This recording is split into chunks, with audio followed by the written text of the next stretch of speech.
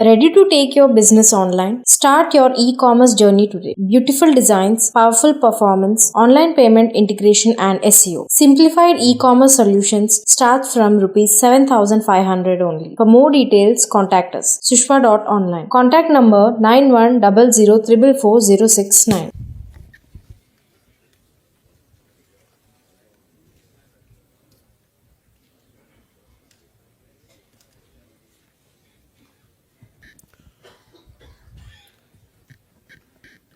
ఈ state level workshop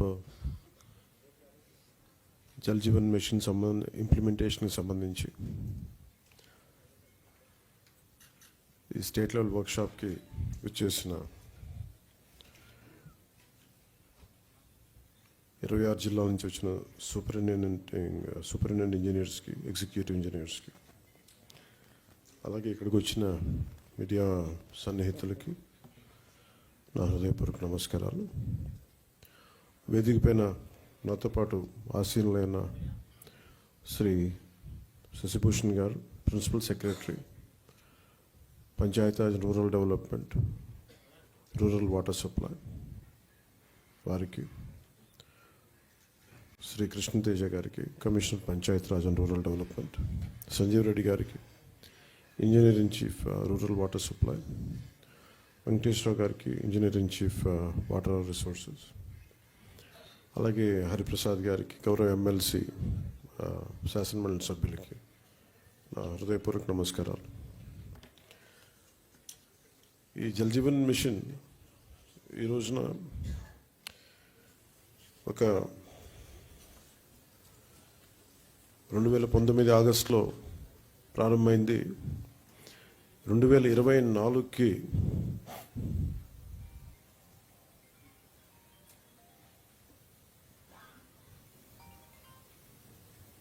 క్షమించు 2024కి దీన్ని మరింత బలోపేతం చేయాలని. ఇప్పుడు దాకా జల్ జీవన్ మిషన్ కేవలం నీటిని అందించడం, దాని వరకే అంతవరకు పరిమితమైంది. ఇది గౌరవ ప్రధానమంత్రి శ్రీ నరేంద్ర మోదీ గారి కళ. ఇది కనీసం రోజుకి ఒక 55 లీటర్ల నీళ్లు సగటున మనిషికి ఇవ్వాలి అని, అది కూడా పరిశుభ్రమైన నీరు ఇవ్వాలి అనేది అల్టిమేట్ గోల్. ఏంటంటే జల్ జీవన్ మిషన్కి సంబంధించి నిరంతరం నీటి సరఫరా ఉండాలి ప్రతి ఒక్కరికి అనేది ఆకాంక్ష, ఆశయం.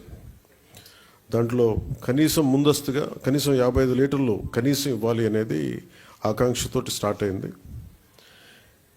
ఇప్పుడు ఈ అమృతధార, ఈ వర్క్షాప్ని ఎందుకు అమృతధార అని పెట్టాము Jal Jeevan mission revamp program కింద అనుకుంటే, ఒకటి ఉన్న నీటి వనరులని బలోపేతం చేయటం, అలాగే maintenance of existing schemes, already ఉన్న వాటర్ స్కీమ్స్ అన్నిటినీ వాటి మెయింటెనెన్స్ ఎలా ఉన్నాయి ఏంటి అనేది, అలాగే వాటర్ కన్జర్వేషన్ కూడా ఎంత కీలకమో. దీన్ని జల్ జీవన్ మిషన్ లేదు, కానీ ఇది మనం తీసుకున్న తర్వాత, కొత్త ప్రభుత్వం ఎన్డీఏ ప్రభుత్వం వచ్చిన తర్వాత మనం తీసుకునేవి, వాటర్ కన్జర్వేషన్ కూడా చాలా కీలకమైంది. అలాగే ట్రైనింగ్ అండ్ కెపాసిటీ, ఒకటికి ఉద్యోగస్తులకే కాకుండా ప్రజలను కూడా దీంట్లో భాగస్వామ్యం చేయాలనేదే ఒకటి. అలాగే దీంట్లో ఈ ఐటీ సిస్టమ్స్ ద్వారా దీన్ని మనం స్ట్రీమ్లైన్ ఆపరేట్ చేసే విధానం, అలాగే గ్రీవెన్స్ రిడ్రెసల్, ఏమైతే నీటి సరఫరాలు ఇబ్బందులు ఏమున్నాయో రిపీటెడ్గా వచ్చే అవుట్ ఆఫ్ మెయింటెనెన్స్, వాటికి కూడా ఒక విధి విధానాలని రూపొందించడం, అది దీనికి సంబంధించి ఈ అమృతధార సంబంధించి. ఒకసారి చెప్పుకున్న మనం రిపీటెడ్గా ఉంటుందని, కానీ కనీసం ఒక్కరోజు 1 గంట నీళ్లు తాగకపోయినా, ఒక పూట నీళ్లు తాగకపోయినా దాని కష్టం ఎంత ఉంటుందో మనందరికీ తెలిసిందే. ఏకాదశి వ్రతాలు కానీ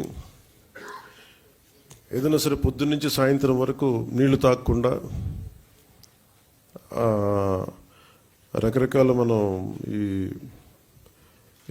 రిలీజియస్ థింగ్ మనం ఈ పండుగల్లో అప్పుడు, ప్రత్యేక పర్వదినాలప్పుడు చేసేవి, కానీ అప్పుడు కానీ మన నీటి విలువ తెలియదు. నీటి దొరకనప్పుడే మన నీటి విలువ తెలుస్తుంది. నాకు ప్రత్యేకించి నేను పిఆర్ మినిస్ట్రీ తీసుకున్న తర్వాత వాటర్ కన్జర్వేషన్ ఒకటి, నీటిని సరఫరా చేయటం ఒకటి, ఇవన్నీ నాకు చాలా ప్రత్యేకమైనవి, ఇష్టం నాకు. అంటే చాలా సందర్భాల్లో నేను చెప్పింది ఏంటంటే, అంటే నా అనుభవాలు పంచుకున్నది. ఒకసారి యూఎస్లో కూడా హార్వర్డ్ యూనివర్సిటీకి వెళ్ళినప్పుడు కూడా అక్కడ స్పీచ్ ఇస్తూ ఉంటే ఒక కీనోట్ అడ్రస్లో అక్కడ నేను చెప్పింది, ఒక ఆదిలాబాద్లో ఒక తాండాలో జరిగిన సంఘటన ఒకటి చెప్పాను. చాలాసార్లు పొలిటికల్గా మేము వెళ్తున్నప్పుడు చాలా ఆకాశం అంత ప్రామిసులు చేస్తూ ఉంటాం, ఆకాశాన్ని తీసుకొచ్చి పందిరేస్తూ ఉంటాం, ఇవన్నీ చేస్తూ ఉంటాయి. కానీ ఇలాంటి సందర్భంలో 2008లో ఆదిలాబాద్లోని ఒక తాండాలో పాపం 3-4 తాండాలకు కలిపి ఒకటే బోర్ పాయింట్, అది అందరూ వచ్చి అక్కడి నుంచి పట్టుకునేవాళ్ళు. ఒక కళ్ళు లేని కనుగుడ్లు కూడా లేవు పెద్ద ఆవిడ వచ్చి అడిగింది నా దగ్గరికి వచ్చి, మరాఠీకి అంటే మరాఠీ యాక్సెంట్లో ఉన్న తెలుగులో ఆవిడ అడిగింది నన్ను నీళ్ళు ఇప్పించమని. ఇంకేం అడగల. అంటే నీరు ఎంత కీలకమైందంటే, మనం ఒక భీష్మేకాదశి రోజున 24 గంటలు నీళ్లు తాకపోతే ఎంత దారుణంగా ఉంటుందో నిజంగా కష్టం పాటించే వాళ్ళకి తెలుసు, వ్రతాలు పాటించే వాళ్ళకి, దొరకని వాళ్ళకి. సో ఇది అనేక మంది, చాలామంది నలిగి బాధలను అర్థం చేసుకుని దానికి ఒక పరిష్కార మార్గం, చాలామంది శ్రమ ఎప్పటికప్పుడు చేసుకుంటూ వచ్చారు. నేను రివ్యూ చేసిన తర్వాత పంచాయతీరాజ్ శాఖ రివ్యూస్లో జేజేఎంది చాలా కీలకంగా అనిపించింది. చాలా ఉన్నతమైన ఆశయంతో మొదలుపెట్టింది, ఎందుకు మనం దీన్ని ముందుకు తీసుకెళ్ళలేకపోయాం అనేది చాలా లోతుగా ఒకసారి అధ్యయనం చేస్తే,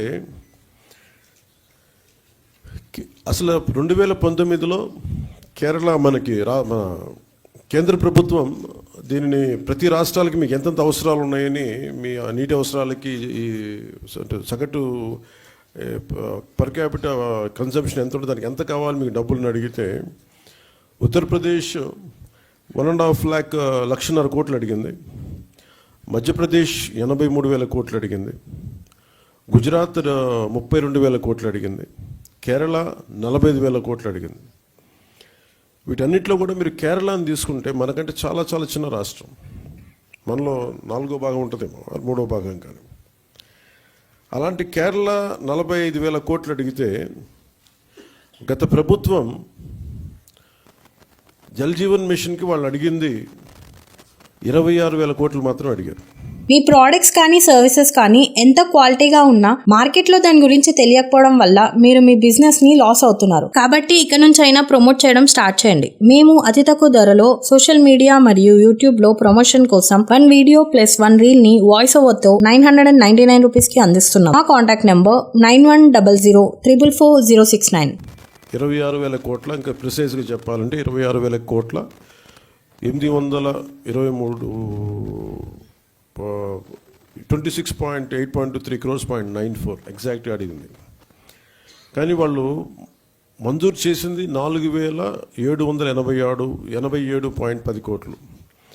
ఇది కూడా దేనికి అని అంటే, వీళ్ళు పూర్తిగా డబ్బులు ఇవ్వలేకపోయారు, స్టేట్ షేర్ ఇవ్వలేదు వీళ్ళు. దానివల్ల మనం పూర్తిగా అవైల్ చేసుకోలేకపోయాం, సద్వినియోగం చేసుకోలేకపోయాం.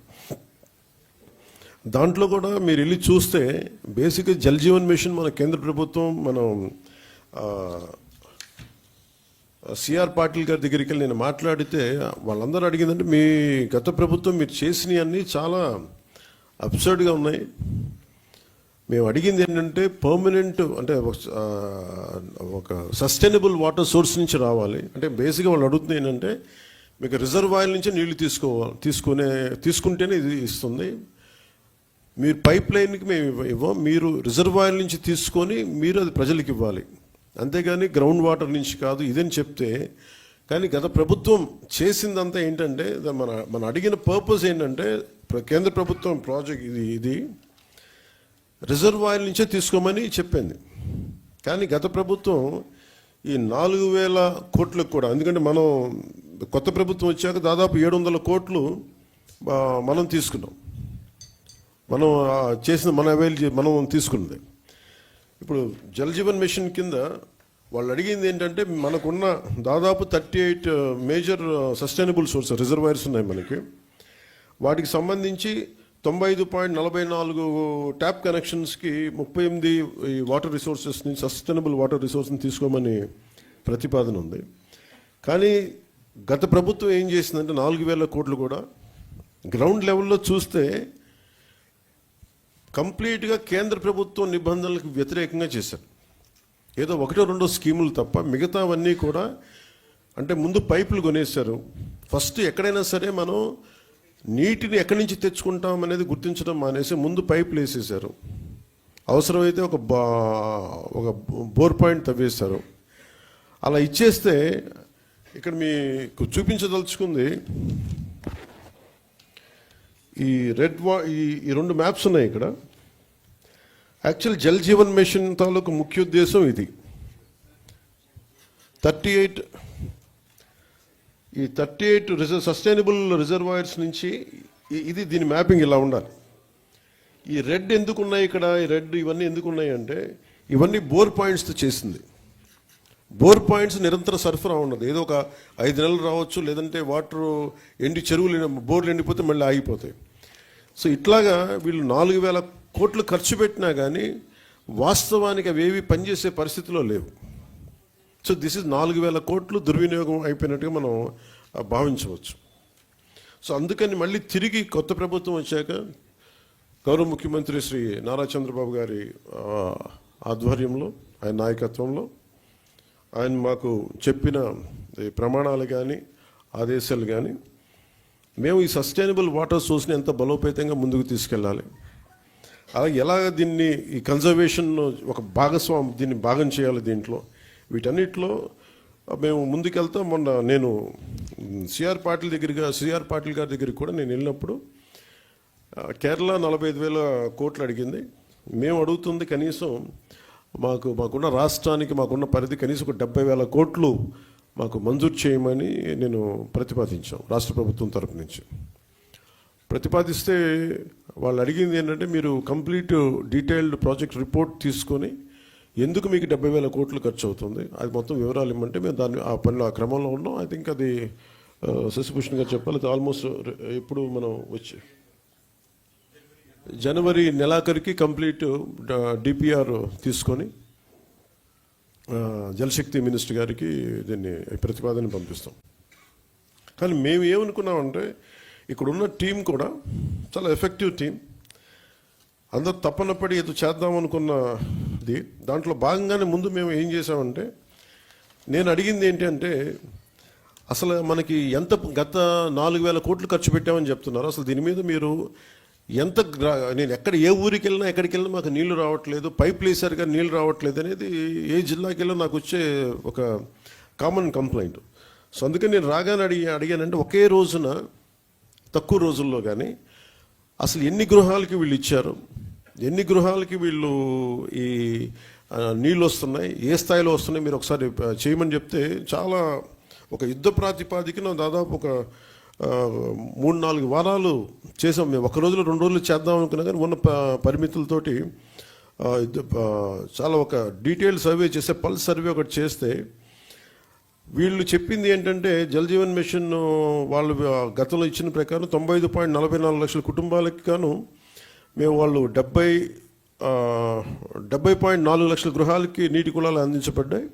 ఇంకా 25.40 లక్షలు నీటి కుళాలు ఇంకా ఇవ్వవలసిందనేది గతంలో తెలియజేసింది. కానీ ఈ పల్స్ సర్వే ప్రకారం మేము చేస్తే దీంట్లో 85.22 లక్షల కుటుంబాలకు గాను కేవలం 55.37 లక్షల గృహాలకి నీటి కుళాయిలు అందించబడ్డాయి.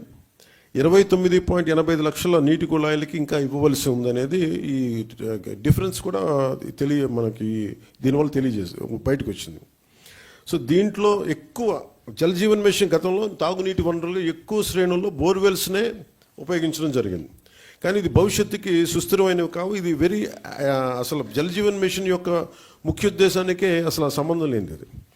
అందుకని మేము సస్టైనబుల్ వాటర్ రిసోర్సెస్ తోటి దాదాపు మనకున్న ఈ 20 పైగా ఉన్న ఈ సస్టైనబుల్ వాటర్ రిసోర్సెస్ నుంచి తీసుకునే బాధ్యతలో ఈ వర్క్షాప్ ఎందుకు పెట్టామంటే, ప్రతి 26 జిల్లాల నుంచి వచ్చిన ఉన్నతాధికారులందరికీ కూడా మీ జిల్లాలో ఎలాంటి సమస్యలు ఉన్నాయి, దాన్ని ఎలా దీన్ని అంటే మీ ఇన్పుట్స్ కావాలి. ఎందుకంటే ఒకసారి కేవలం ఒక సెంట్రల్ కమాండ్ నుంచి కానీ ఒక సెంట్రలైజ్డ్ అడ్మినిస్ట్రేషన్ కాకుండా ప్రతి జిల్లాకి వెళ్ళి కనుక్కోవాలని చాలా రివ్యూ మీటింగ్స్లో ఉంటే దాని నుంచి ఉత్పన్నమైంది ఈ వర్క్షాప్. సో నాకు మీరు మనస్ఫూర్తిగా మన objective to fulfill the dream of Honorable Prime Minister Sri Narendra Modi ji to give sustainable water with a per capita of 555 liters per day as on now, and in future it should be never ending supply of water. That is the final objective of Jal Jeevan Mission. So దీంట్లో భాగంగా కనీసం మనందరి బాధ్యత, కనీసం ఒక forget about మనందరం political ప్రాసెస్లో ఉన్న, అడ్మినిస్ట్రేటివ్ ప్రాసెస్లో ఉన్న, వీటన్నిటికంటే కూడా సగటు బేసిక్ మనిషి నీటి అవసరాలు తీర్చడం కనీస ఒక ఫండమెంటల్ రైట్ అది. ఇది కొంచెం మానవతా దృష్టితోటి, కొంచెం ఈ కేవలం మనం అధికారులు లేదంటే మనం కూర్చోబెట్టి వ్యవస్థలో భాగస్వాములు అయిన వాళ్ళు కాకుండా ఒక మానవతా దృక్పథంతో అందరం దీన్ని ముందుకు తీసుకెళ్ళాలి. మీ అందరి సహకారం కావాలి. డిజైనింగ్లో చాలా చాలా లోపాలు ఉన్నాయి. పైప్ లైన్లు వేసేస్తున్నాం. పైప్ లైన్లు వేసేస్తే కనీసం ఒక 3 అడుగులు ఎత్తుండే, కొంచెం ఎత్తుగా ఉండే ప్రాంతాలకేమో నీళ్లు కూడా వెళ్ళట్లేదు. పైప్ లైన్ పక్కకి వెళ్తుంది కానీ పైకి వెళ్ళాలంటే పైప్ లైన్స్లో డిజైన్ బాగలేదు, అండ్ దాని ఇన్నోవేటివ్ డిజైనింగ్ లేదు. టెక్నికల్ ఆస్పెక్ట్స్ని దాన్ని దృష్టిలో పెట్టుకోవాలి. చాలా ఒకసారి ఎలా అనిపిస్తుంటే చాలా మొరటుగా పైపులు గొయ్యి తప్పి పైప్ వేసేయడం తప్ప అసలు నీళ్ళు వెళ్తాయా లేదా, ఇది ఎన్ని అడుగులు ఎత్తులో ఉంది, దీనికి ప్రెషర్ ఎలా ఉంది. అలాగే ఒక 1 కిలోమీటర్ పైప్ లైన్ వేస్తున్నప్పుడు ఈ మధ్యలో ఉండే ఇళ్ళు ఎక్కువ మంది కొంచెం ప్రెషర్ పంపులు పెట్టి లాగేస్తే మిగతా చివరుండే ఇళ్ళకి రావట్లేదు. వీటన్నిటికీ చాలా లోతుకి వెళ్ళే కొద్దీ సమస్యలు అనేక ఉత్పన్నం అవుతూ వచ్చినాయి. సో వీటన్నిటికీ సంబంధించి ఒక సమగ్రమైన ఒక పరిష్కారం వెతకాలి. ఇప్పటికీ మన శశిభూషణ్ గారు బిగినింగ్లో మేము మాట్లాడుకుంటా ఉంటే, భారతదేశ ప్రభుత్వం స్వాతంత్రం వచ్చినప్పటి నుంచి మామూలు డబ్బు ఖర్చు పెట్టలేదు. దాదాపు ఏదో ఒక లెక్క తీస్తే దాదాపు 1,00,000, I think more than 1 lakh crores I think till now government of India had spent. ఇంత డబ్బు ఖర్చు పెట్టి కూడా ఇంకా ఒక ఆదిలాబాద్ తాండాలో ఉండే ఒక పెద్దావిడి కానీ, కళ్ళు లేని పెద్దావిడి కానీ, మొన్న నేను పిఠాపురం వెళ్తే ఇంకా మాకు నీళ్ళు రావట్లేదని ఒక ప్రాంతానికి వెళ్తే నీళ్ళు రావడం చాలా పల్చగా వస్తున్నాయి అనేది. అంటే ఆల్మోస్ట్ అంటే ఎంత సన్నటి దారంటే ఒక 30 మంది వెయిట్ చేయాలి. అది ఎప్పటికీ నిండాను, అది ఒక ఉన్నది 2 గంటలు. ఆ 2 గంటల్లో 30 మంది పట్టుకోవాలి. కనీసం అది బకెట్ నిండటానికి కనీసం 10 నిమిషాలు పడదు.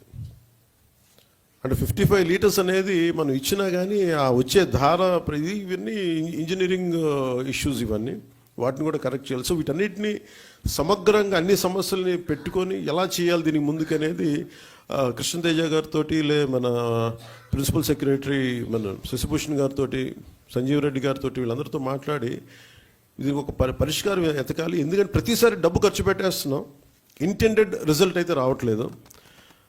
ఇది ఒక బయట ఏముందంటే కేంద్రంలో కూడా చాలాసార్లు ఇది దుర్వినియోగం అవుతున్నాయి నిధులు. అండ్ అందుకని మీరు ఎలా చేస్తారనేది నన్ను సిఆర్ పాటిల్ గారు అడిగినప్పుడు ఐ గేవ్ మై కమిట్మెంట్. నేను పంచాయతీరాజ్ శాఖని తీసుకున్న తర్వాత దీన్ని బలోపేతం చేస్తాం. అలాగే rural water supply Jal Jeevan మిషన్ని చాలా బలంగా ముందుకు తీసుకెళ్తాం. అవసరమైన చోట ఇన్నోవేషను, అలాగే టెక్నాలజికల్ ఏమేమైతే మనం హెల్ప్ తీసుకోవాలి అవన్నీ తీసుకుంటాం. అందుకని దీన్ని పొడిగించమని కోరాను. 21కి ఇంకొక సంవత్సరంలో అయిపోద్ది, ఈ జనవరికి అయిపోద్ది, కానీ మేము పొడిగించమని కోరాం. అలాగే అదనంగా నిధులు కూడా కోరాం మేము. ఇది ఎందుకంటే మేము పెట్టుకుంది ఏంటంటే, ఇది స్టేట్ నిజంగా సఫర్ అవుతుంది. నేను ప్రత్యక్షంగా ఎన్ని చోట్ల తిరిగాను. గత ప్రభుత్వం కనీసం ఫిల్టర్ బెడ్స్ తాలూకు ఇసుక మార్చాలి, అంటే ఒక 5 లక్షలు ఫిల్టర్ బెడ్స్ని కూడా మార్చాలి. అలాగే మనకి ఇప్పుడు ఈ సస్టైనబుల్, అలాగే మన వాటర్ షెడ్ మేనేజ్మెంట్ కానీ, అలాగే మనం నీటి వనరులను సంరక్షించుకోవడం కానీ, పెద్ద ఎత్తులో ప్రజలను కూడా దీన్ని భాగస్వామ్యం చేయాలి. వీటన్నిటిని అన్నిటినీ సమగ్రంగా తీసుకుని ఒక హోలిస్టిక్ ప్లానింగ్ తోటి ఈ జేజేఎంని మనం ఆంధ్రప్రదేశ్కి దీన్ని అమృతధారగా దీన్ని నామకరణం చేసి దీన్ని ముందుకు తీసుకెళ్తున్నాం. దీని objective are quite superior. So దీన్ని మీ ఆలోచనలు, మీ సలహాలు, అన్ని సూచనలు అన్నీ మాకు ఇస్తే మనందరం కలిసికట్టుగా దీన్ని ముందుకు తీసుకెళ్ళి ఈ సాయంత్రానికి ఒక పరిష్కార మార్గం, ఒక వర్కింగ్ మోడల్ సాధించేలాగా, మనం అనుకున్న ఆబ్జెక్టివ్ సాధించేలాగా ముందుకెళ్ళాలి. అందుకని మీ సలహాలు, సూచనలు కావాలి. ఇది ఒక not as a deputy CM, not as a Panchayat Raj minister, rural water supply, వీటి కాకుండా ఐ అపీల్ టు యూ, నేను మిమ్మల్ని అభ్యర్థిస్తున్నాను. Give me your best efforts. మన దాదాపు 1 కోటి మందికి నీటి అవసరాలు ఉన్నాయి, 1 కోటి కుటుంబాలు ఉన్నాయి. 1 కోటి కుటుంబాలకి సురక్షిత మంచినీరు అందించాలన్న ఒక మిషన్గా, ఒక ధ్యేయంగా ముందుకెళ్తున్నాం. మీరు మనసు పెట్టి దీన్ని సాధించేలా మీ అందరి సహకారం కావాలి మనస్ఫూర్తిగా కోరుకుంటూ, మిమ్మల్ని మీ సహాయ సహకారాలని అభ్యర్థిస్తూ నేను ఈ వర్క్షాప్ని ముందుకు తీసుకెళ్తున్నాను.